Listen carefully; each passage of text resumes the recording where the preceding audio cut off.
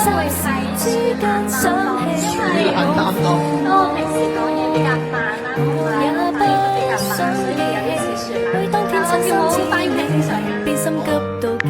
其實我都很小氣，對不起，只因常常在你附近，便拿着你出氣。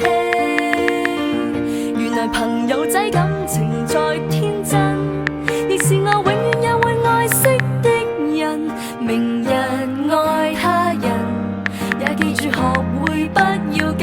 原來朋友比戀人更高分，亦讓我開始懂得不記恨。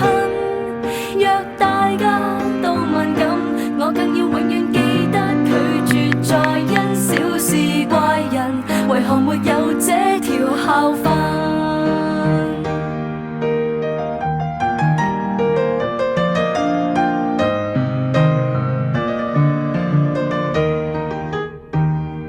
再次握手，只想你以後有眼淚放心流，冷淡令人很難受。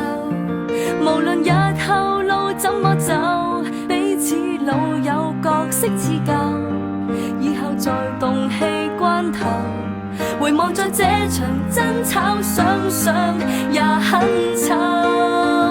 原來朋友仔感情再天真，亦是我永遠也會愛惜的人。明日愛他人，也記住學會不要緊。原來朋友比戀人更高分，亦讓我開始懂得不記恨。若大家都敏感，我更要永遠記得拒絕再因小事怪人。為何沒有這條校訓？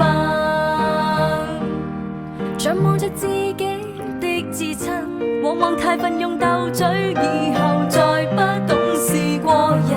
如何共我戀人熱吻？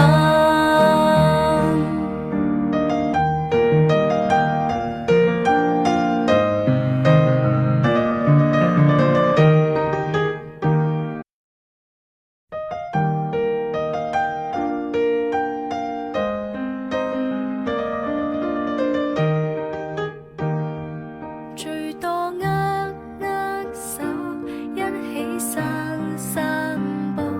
你大量，你寬容，你是未來奔奇步。無論是為什麼都好，首先最錯我的態度，懊悔昨日那麼嘈，然後在霎時之間想起我父母。我也不想記起，為當天親心似你，便心急到極。其實我都很小氣，對不起，只因常常在你附近，便拿着你出氣。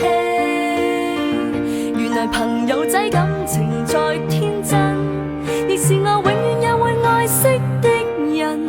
明日愛他人，也記住學會不要緊。原來朋友比戀人更高分，亦讓我開始懂得不記恨。若大家都敏感，我更要永遠記得拒絕再因小事怪人。為何沒有這條校訓？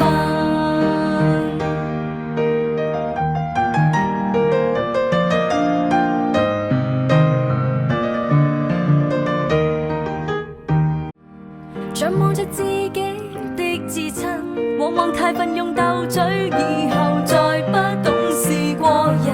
如何共我